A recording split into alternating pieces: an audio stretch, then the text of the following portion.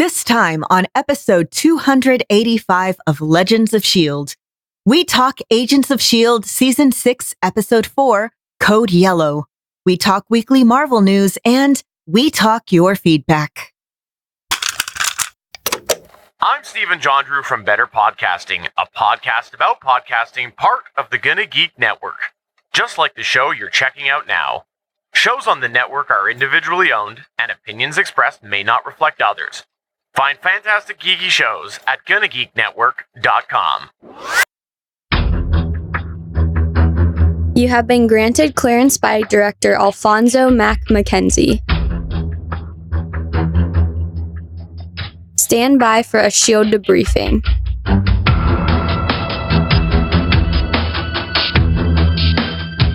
All information to be discussed here is classified and may only be discussed among agents granted clearance by the S.H.I.E.L.D. Director.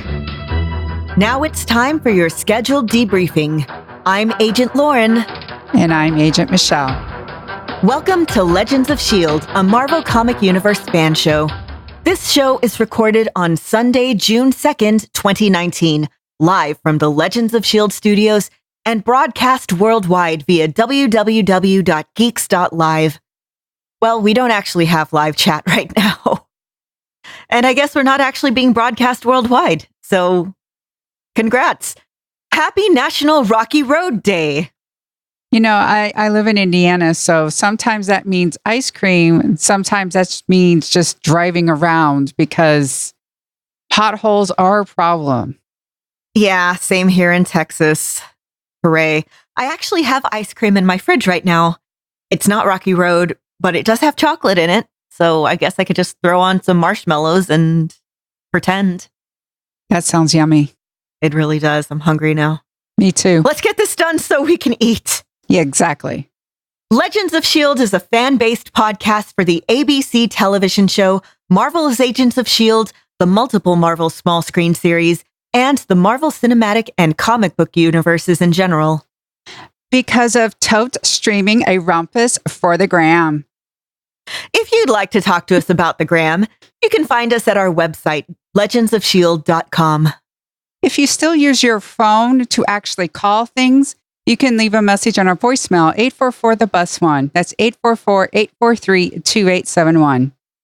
If you'd like to, I'm losing cool things to, I'm not cool, guys. I'm not cool. Find us on Facebook at Legends of S.H.I.E.L.D. Podcast. You can find us on Twitter at Legends of S.H.I.E.L.D. You can see us on YouTube at youtube.com/GonnaGeek. You can tell your Amazon device to enable Legends of S.H.I.E.L.D. skill. You can join our Discord server chat at GonnaGeek.com/Discord. And remember, Legends of S.H.I.E.L.D. is a proud member of the GonnaGeek.com network.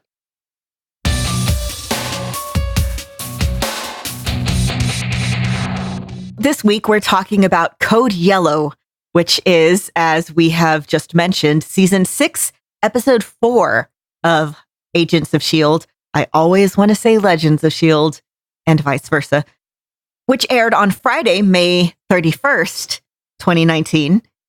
And it was directed by Mark Kolpack, who only has 2 directing credits, starting from 2016.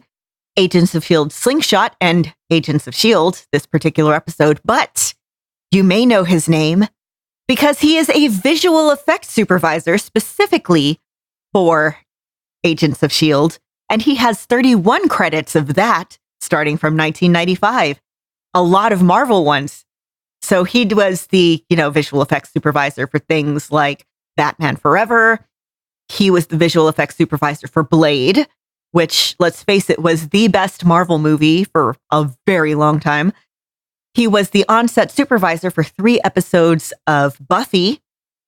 He was the visual effects supervisor for shows like Commander-in-Chief, Heroes, a couple episodes of NCIS, the movie The Box, the movie The Ugly Truth, the show No Ordinary Family, and of course, Agents of S.H.I.E.L.D. and Agents of S.H.I.E.L.D. Slingshot. And if you go to his Twitter, he was live tweeting along with the episode and talking about how it was really cool being able to work so closely with, while directing, because this was kind of a visual effects heavy episode at parts. We'll get there. This episode had 2 writers. First, Lilla Zuckerman has 5 writing credits starting in 2010. Credits include 1 Fringe, 7 Haven, 4 Suits, and 5 Agents of S.H.I.E.L.D. The other writer, Nora Zuckerman, 7 writing credits starting in 2006, including 1 Fringe, 1 Human Target, 7 Haven, 4 Suits, and 5 Agents of S.H.I.E.L.D. All right. So, meaning of the title, Code Yellow.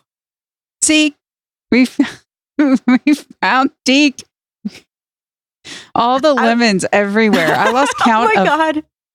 Like there was lemon trees in the bathroom. Everyone had like a lemon thing. It was, oh my goodness, lemons everywhere. Lemons. Just, oh my God. Everywhere. There's yellow everywhere. There's stylized lemons. There's like totally not the lemon emoji everywhere. Guys, it just made me so happy. Just every time there's a scene going on, I'm paying attention. But I was so distracted by just the lovely little, whoever the set director is. Thank you.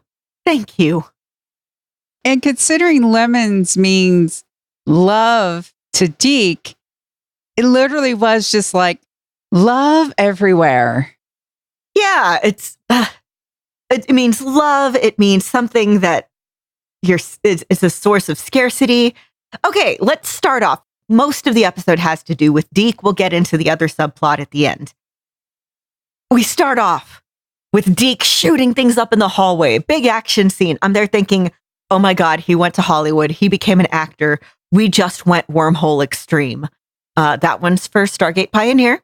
SP, you are not here. Haley also not here. They had other places to be. So we'll try to keep them here in spirit with references, I guess. And it was great.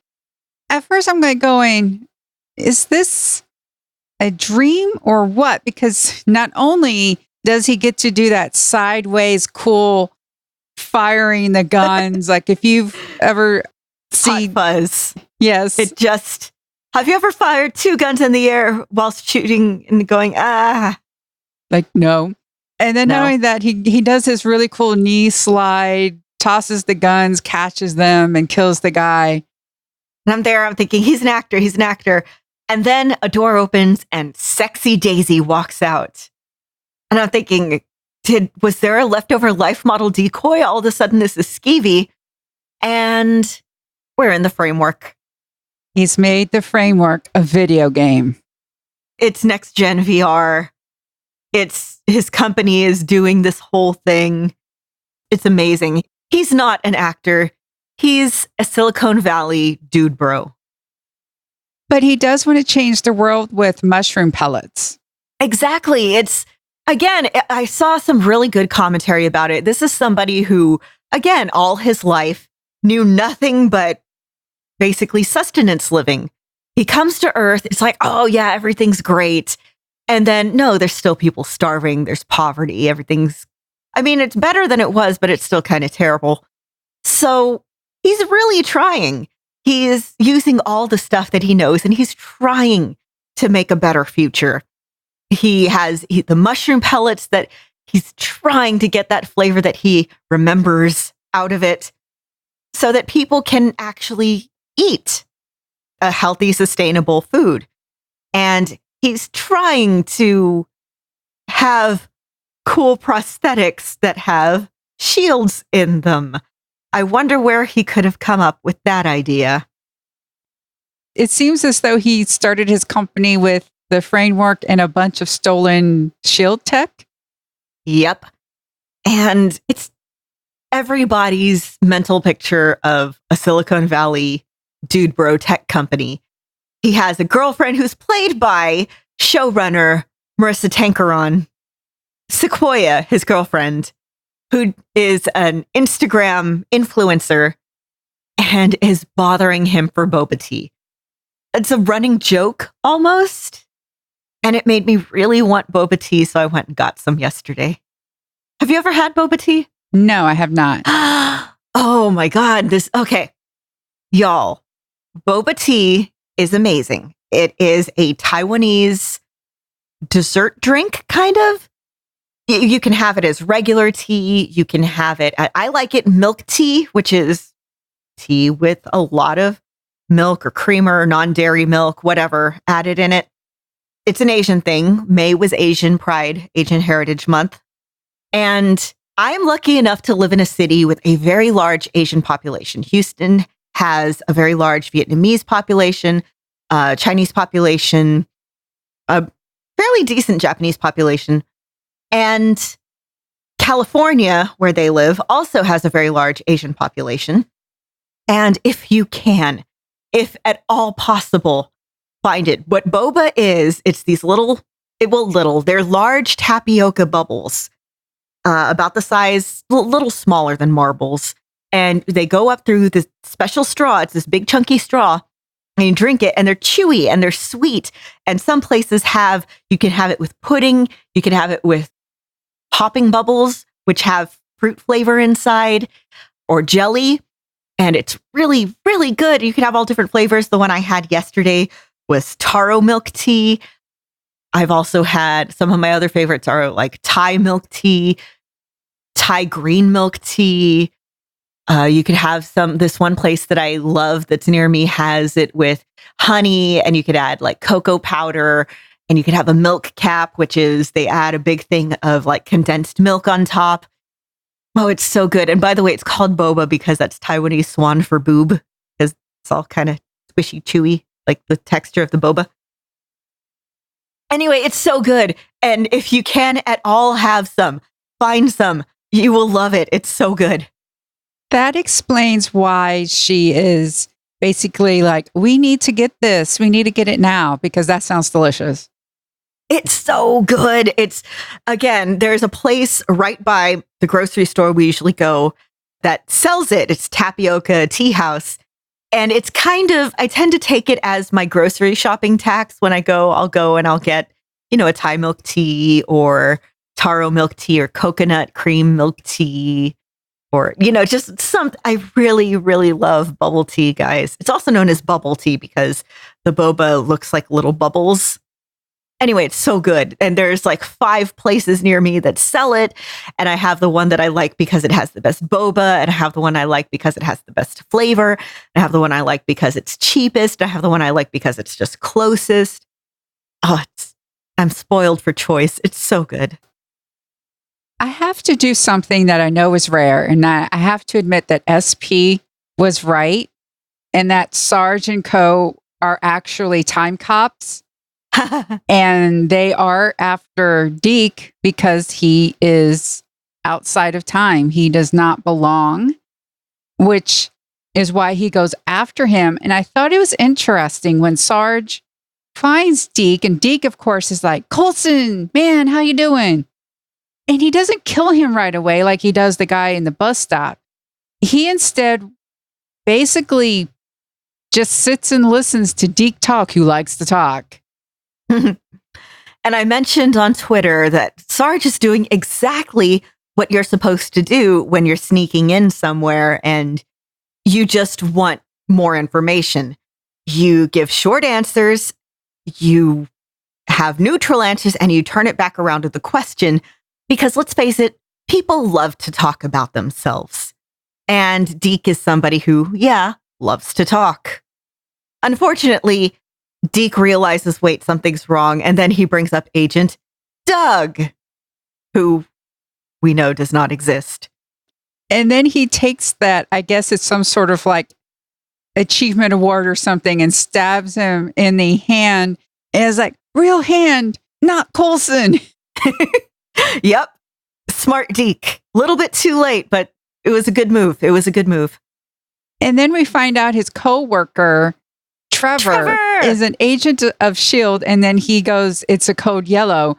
And Deke is like, what's a code yellow? Am I the code yellow? And it's like, yes, Deke, you are the code yellow. Deke is the code yellow. Oh, okay. Yeah. Something bad happening to Deke is a code yellow.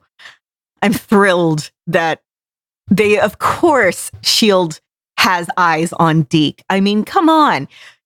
Not only is he a time traveler from the future, but he's Fitzsimmons' grandson from the future. They aren't just going to let him go.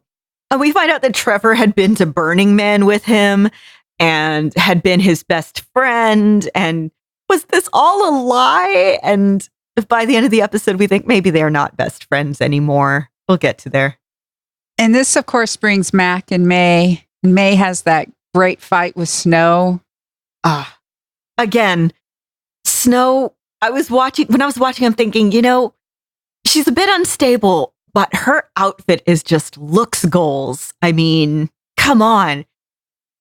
Again, this comes up again later. But she has that fantastic fight.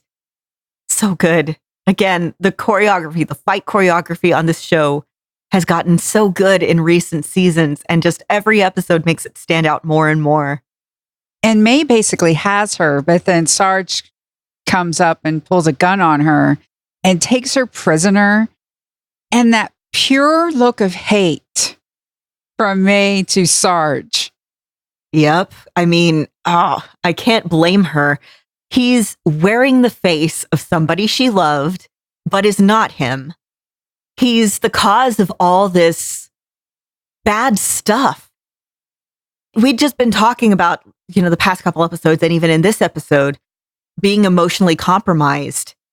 And she's viewing him as emotionally compromising her. She's viewing herself as emotionally compromised. So she's mad at him. She's mad at herself. Yeah, that is a look of pure hatred right there. And I know it's just a look, but Ming Na does a great job. I mean, think about it. She's known everyone forever. She's this great, she's smiling all the time. She's a very pleasant person. And to actually have to view someone that she loved last season and her character, she did a great job with that one look, I think. Mm-hmm.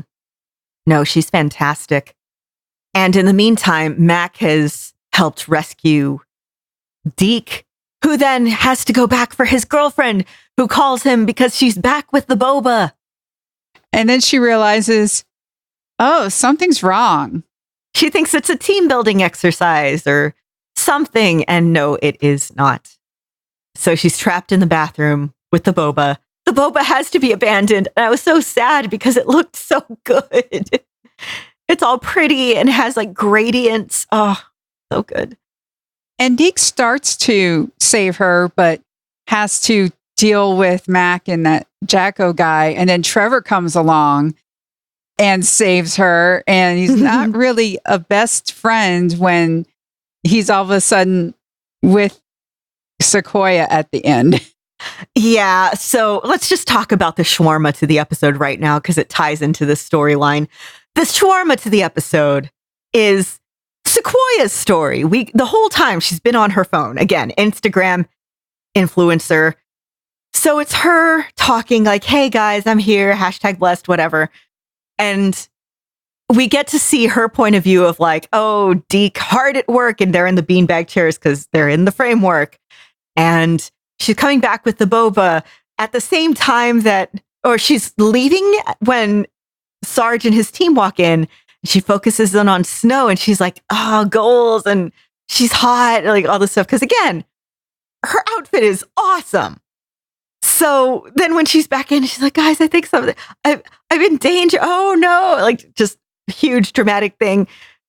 Running out like, oh, he's saving me. And then at the end, she's there having boba with Trevor. It's betrayal. I mean, obviously Deke is not over Daisy. One of his first questions is, how's Daisy? Where is she?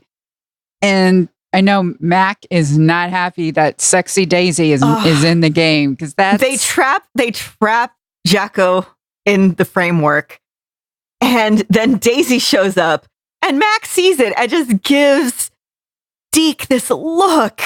He's like, I will give you like half of the company if you don't tell her. Because yeah, that's skeevy. That is super skeevy. It's like, Deke, we thought you knew about... It's like he knows about physical consent. He's not really down with the whole image consent. Yeah, there's a whole thing about image rights. I have a friend who's an IP lawyer. She can explain everything having to do with people owning the rights to their own images. Anyway, again, it's skeevy. It's funny, but it's skeevy. Mac seems perfectly aware it's skeevy. If Daisy found out, she would rip off his hands and shove them up back inside him.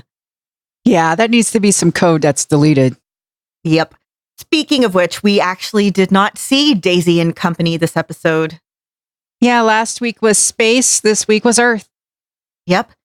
And speaking of what else is going on Earth, while all this is going on, back in base, we have Mac talking with Keller about, hey, do you think you would be compromised by being on the same team as Yo-Yo? Because again, Mac, not a dumb guy.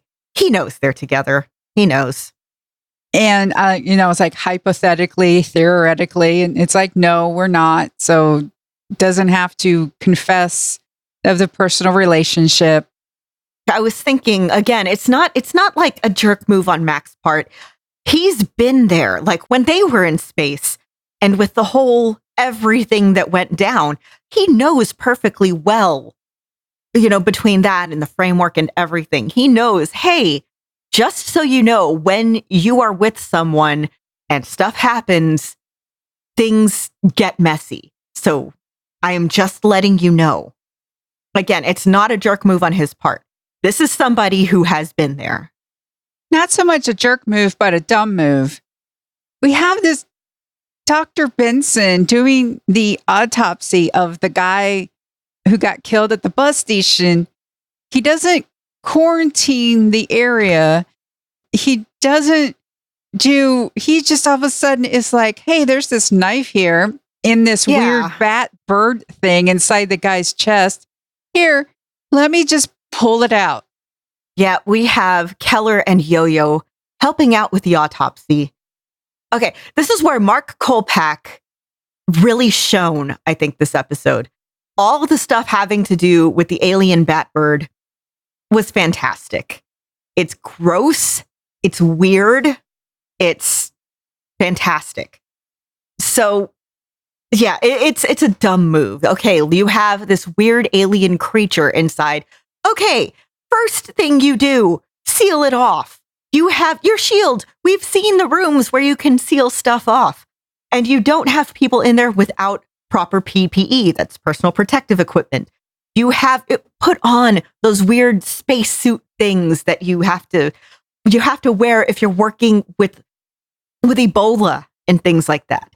Come on, people. Again, it's like it's Prometheus all over again. Ditto. And it's just, we're just lucky nobody licked anything. Yeah, it's just a really dumb way for Keller to die. I kind of figured Keller was going to die sometime, but for it to be, here we have this Dr. Benson who's supposed to be really well respected. I'm not a doctor. I'm not, an official scientist. I'm just, I'm a teacher, but even I know you need those funky suits and the thing and the breathing and the filtered mask, and you just don't grab. He grabbed the knife like with his bare hands. No. Okay. Okay. No, he was gloved though. But yeah, he was gloved, but you still don't. Okay. You have this here. First, take pictures. Take all the pictures, because this is a weird thing. You even do this with autopsies and stuff. Take so many pictures. Have an audio recording going. Just, and this is a high-tech department. You're supposed to, again, frustrated. But that's done. What happens is he pulls out the knife while talking about how, okay, well, this seems to be like some sort of alien equivalent of cordyceps. Cordyceps, by the way, have you ever seen those videos or the GIFs of ants who have the mushrooms going out of their brains? I have, and I've also played a video game called Last of Us. Yes, which uses the same sort of thing. It's also in the zombie books, The Girl with All the Gifts. And what it is, it's, okay, there are types of fungi, types of insects, types of bacteria that go inside a host, usually insects, and change their brain chemistry and make them behave a certain way.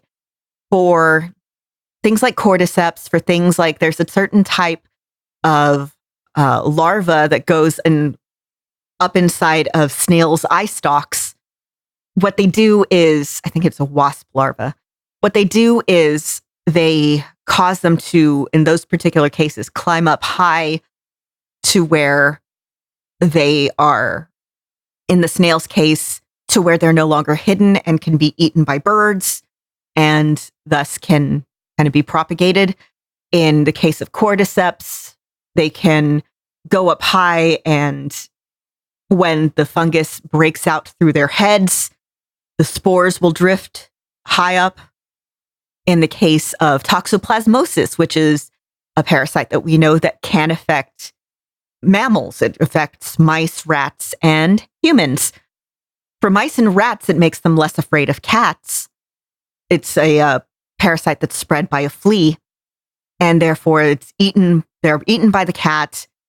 The parasite propagates inside the cat, and it's spread by cat fleas. And in humans, there's still a lot of debate, but it's popularly theorized to be a cause of the crazy cat lady. Again, it makes you more prone to being around cats. And with this, it causes them to act a certain way.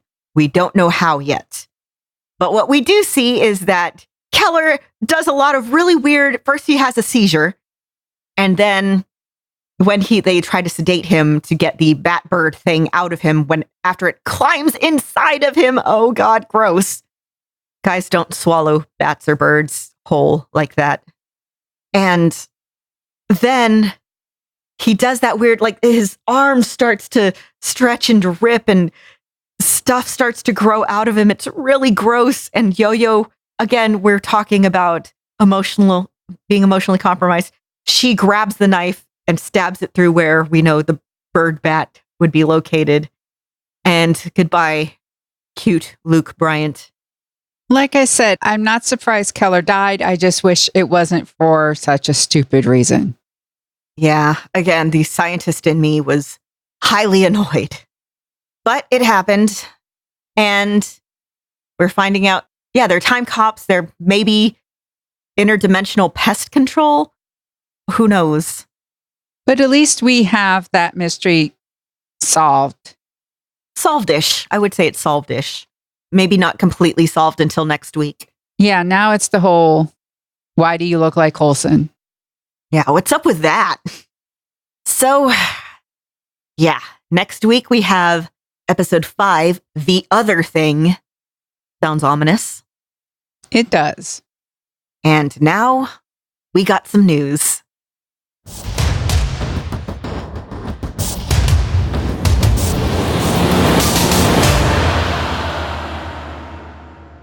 It looks like we have some TV news starting with Jessica Jones.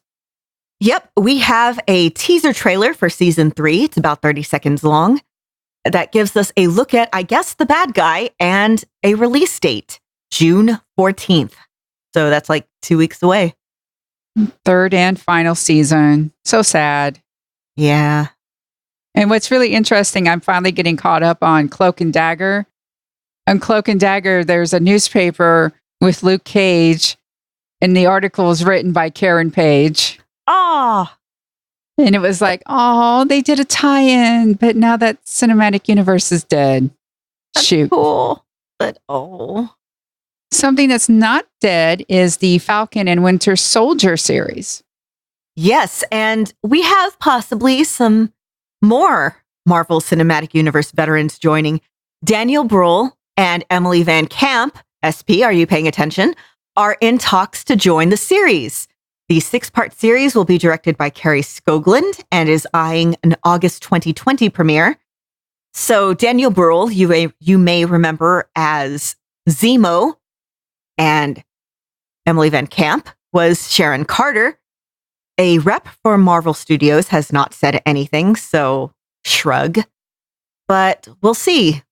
We didn't really see a real end for anything involving Zemo. We just saw T'Challa was like, yeah, I won't kill you, but you will see justice. And then he was just kind of sitting there sadly in the snow. You realize if Emily Van Camp is actually on the show, SP will actually subscribe. Yeah, I think he will do that the first day. Moving on to some movie news, we have more Black Widow news. Yep, from at Black Widow _film on Twitter, which isn't official, but is like a fan account. Set photos from the Black Widow movie.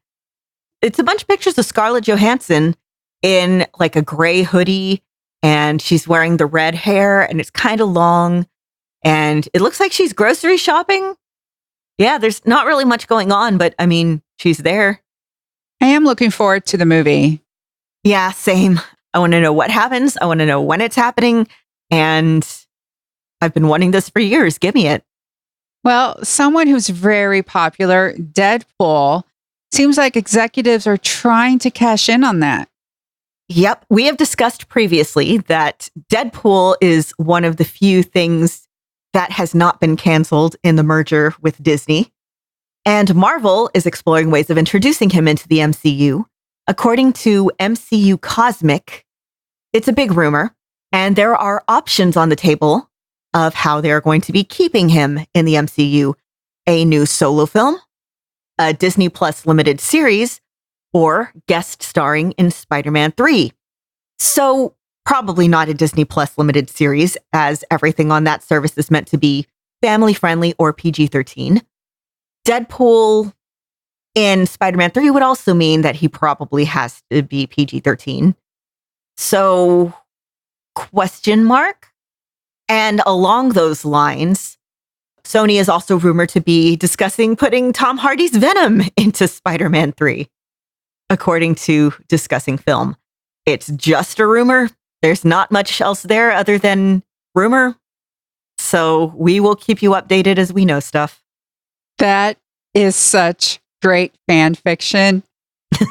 Deadpool. I've read it. Tom Hardy's Venom and okay, so we have Tom Holland, Tom Hardy, and Ryan Reynolds possibly in the same movie. We have to have the whole Deadpool, who is a Hufflepuff sort of scene. And I know it needs to be PG-13. In a way, I really want it to happen because I did end up liking Venom. You are right about Venom. It was completely marketed wrong. It was a lot more entertaining than I thought. I actually kind of want this all to happen.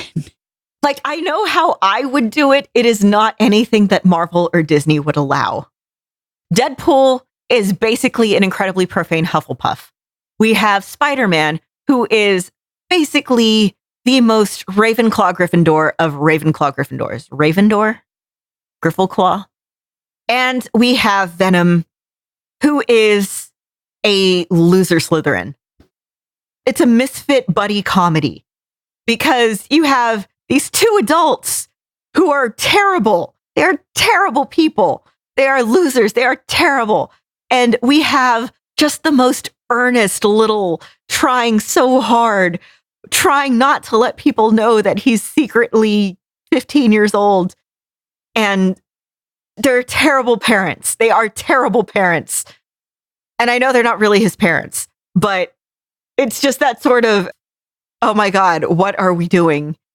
And we have the only functional one of the group being Spider-Man. And again, I'm pretty sure I've read this fanfic, but still, there's no way Disney would let this happen. Only in our dreams. All we have to do is dream.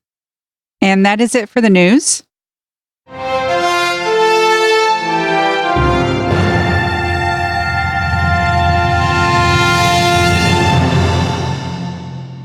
Time for some feedback.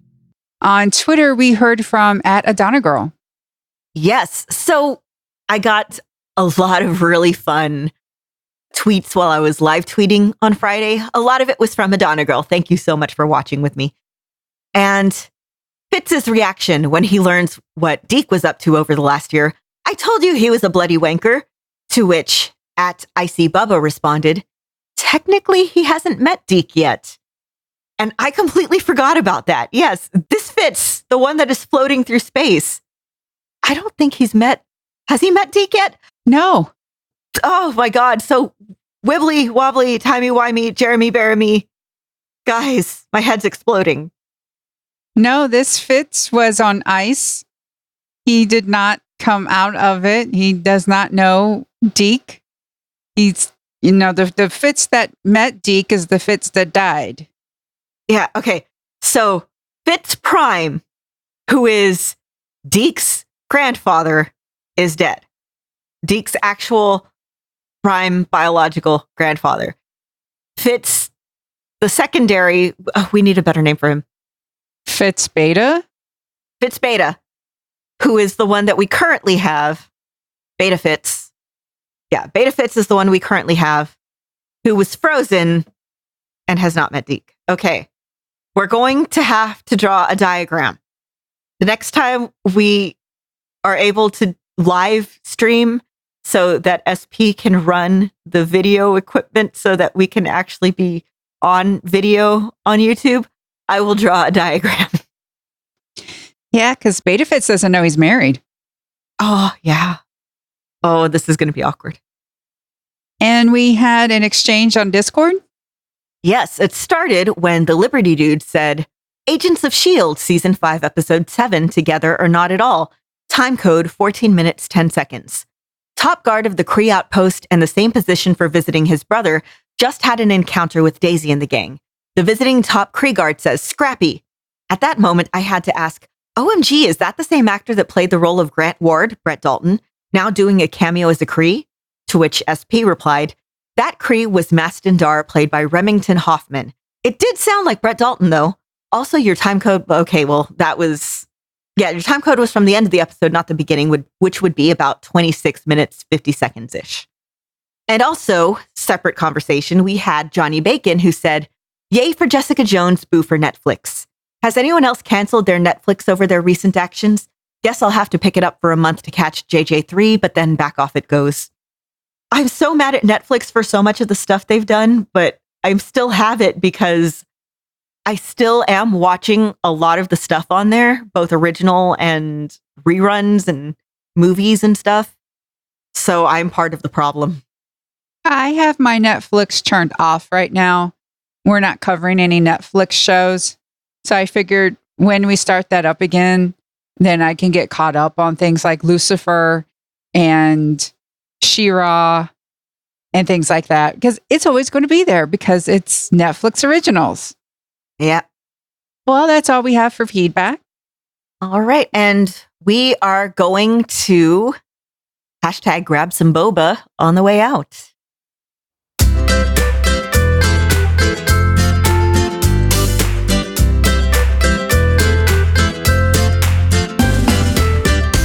We want to thank everybody who listens to us, who joins us live for whenever we're actually live, which we are not today because SP runs that.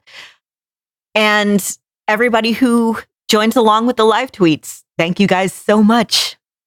Thank you for listening to us. We know there's a lot of content out there, so we really appreciate it when you take out a little time out of your day to listen to us talk about these TV shows and insects and proper autopsy procedures. And boba tea. Until next time, I'm Agent Lauren. And I'm Agent Michelle. Bye. Bye. Thank you for listening. If you want to leave us feedback, go to gonnageek.com and you will find all our contact information and other shows. You can also visit legendsofshield.com where you'll find our complete archive of podcasts. The music heard on this podcast is by Kevin MacLeod, found at incompetech.com, and also artists on pond5.com and audiojungle.net. The opinions heard on this podcast are those of the individual hosts and do not represent Stargate Pioneer Productions, Legends of S.H.I.E.L.D, or Gonna Geek. Agents of S.H.I.E.L.D is the property of the Disney Corporation, Marvel Studios, and ABC. No infringement is intended.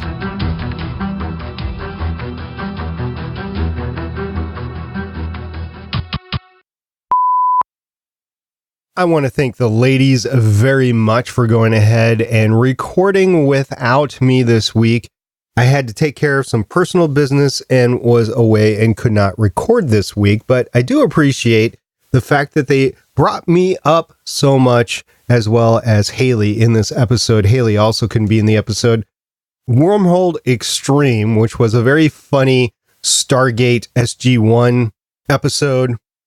And I just love all these Stargate references that they are making in this season. I wonder if there's some sort of connection with Stargate SG-1 in the season in the production staff. That would be great to know, because they are hitting a lot of the Stargate SG-1 references in the season. So that's great to see.